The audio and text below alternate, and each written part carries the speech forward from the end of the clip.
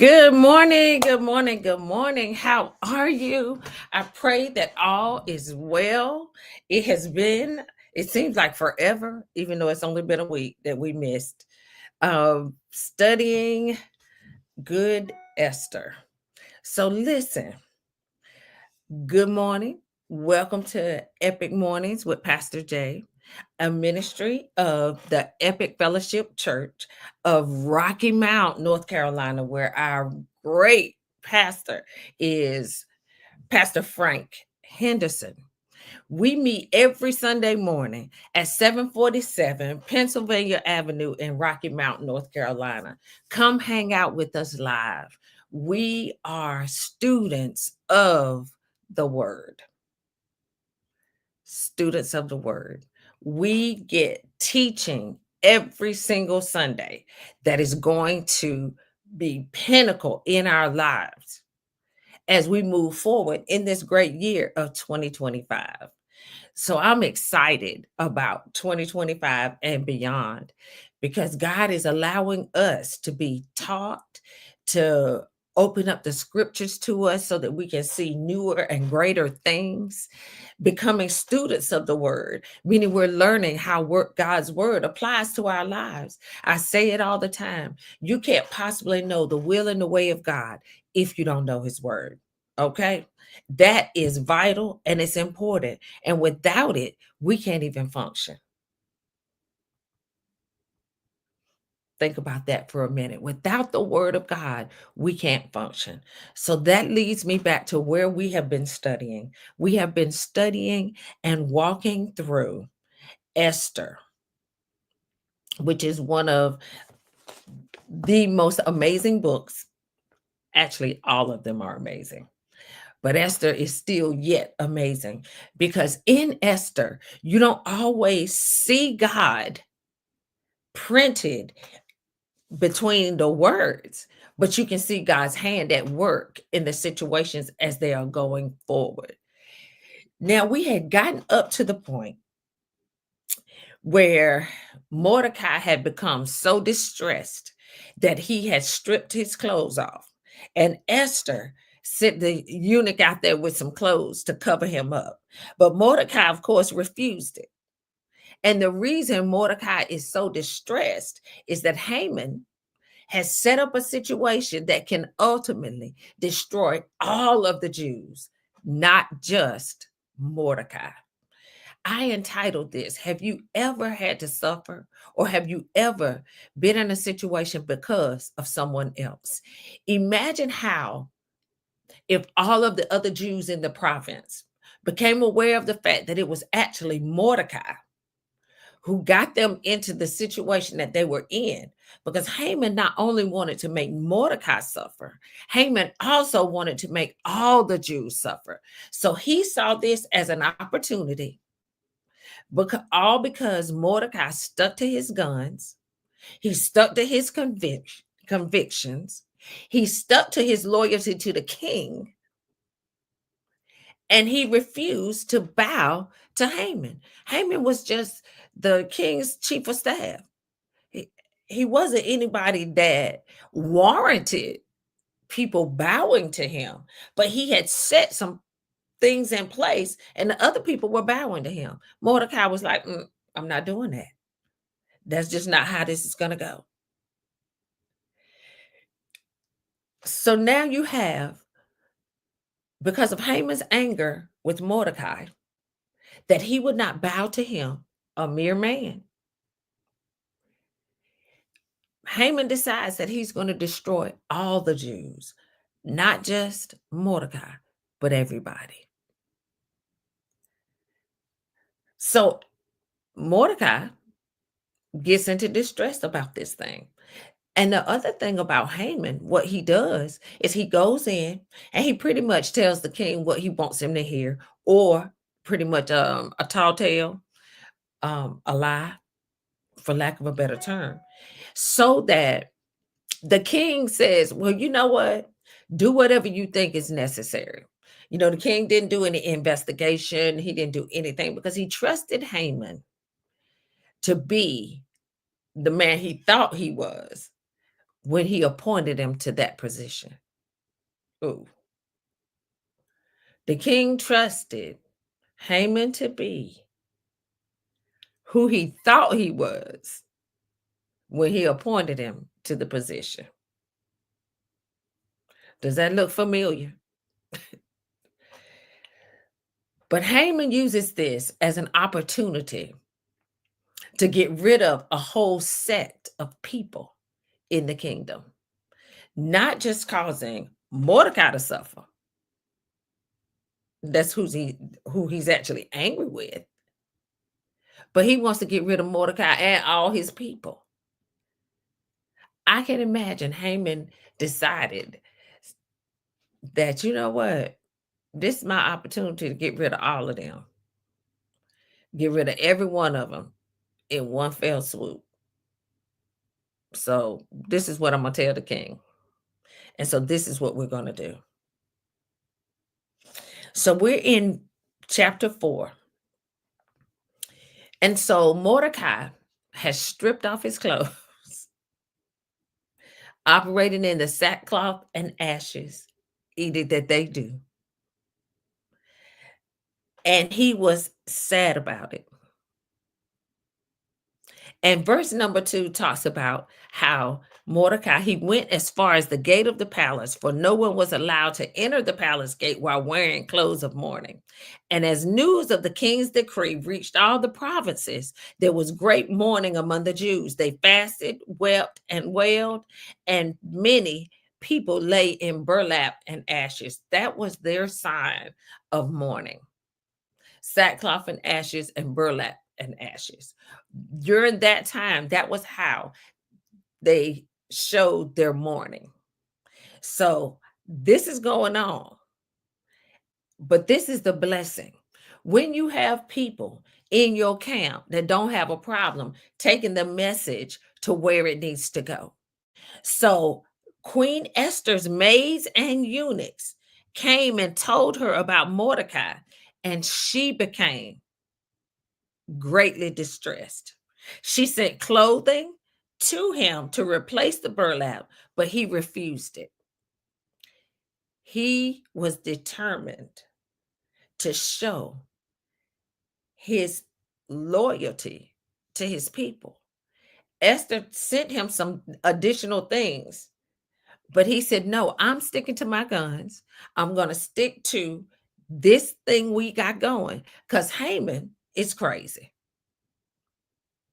I am doing this for my people, not just for me. So then Esther sent for Hathach, which was one of the king's eunuchs who had been appointed as her attendant. She ordered him to go to Mordecai and find out what was troubling him and why he was in mourning. So you need someone in your camp and around you to let you know what's going on when you're operating in the palace. By the eunuchs and her maids telling her what was going on with Mordecai, it allowed her to have the opportunity to intervene. Have you ever had to intervene in a situation that was going to cause great trouble in the entire place, but because you had the ability and the power, you were able to intervene because someone came to you and told you what was going on? She ordered them to go to Mordecai and find out what's going on. What's got him so perplexed? Why is he in mourning? What is happening? This is like my father. I need to know what's going on with him. Something great has happened to him because this is not his norm. I can imagine she's saying to herself, he just doesn't do stuff like this. So why is it like this? So he goes out to Mordecai in the square in front of the palace gate. Mordecai tells him the whole story, including the exact amount of money that Haman had promised to pay into the royal treasury for the destruction of the Jews. Not only did Haman go to the king and ask him, could he do this? He's vowing money into the royal treasury. You know how sometimes people give donations to certain causes because there's something that they want from that particular entity. So they give large donations so that the entity will possibly give them favor. Sounds like Haman. Sounds like some of the things that's going on even now in America, right? So Mordecai tells him the whole thing. He gives him a copy of the decree to show it to Esther and explain the situation to her. He also asked him to direct her to the king to beg for mercy and plead for her people. So the eunuch goes back, gives Esther the paperwork so that she can read it, so that she can understand what's happening out in the kingdom and be able to plan and get to a place where she can get to the king. Because Esther too is a Jew. So if he gonna kill all the Jews, Esther has the potential to go too. And so because of this, Mordecai sends her everything that she needs, all the ammunition that she needs to accomplish the task that's actually set before her. So what ultimately happens, Esther says, okay, go back, let Mordecai know that all the king's officials and even the people in the provinces know that anyone who appears before the king in his inner court without being invited is doomed to death. And that includes me. So I've got to wait for the perfect time to get an audience with the king. But rest assured, I am going to do just that. And she does. So Mordecai sends another message back to her and says, now don't think that you're exempt from this edict that Haman's got going on, because you a Jew too, should. So don't get up in here and get lackadaisical and not remember and pay attention, because you a Jew too. So that means your life is in danger, just like our lives are in danger. He didn't want her to forget that, or to get sluggish, or to get slow, or to possibly not take care of the task of going before the king. He said, listen, I need you to understand that your life is in danger just as well as all the rest of us.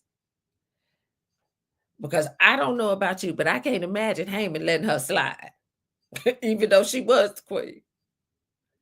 Because this was about him. It wasn't about anyone else.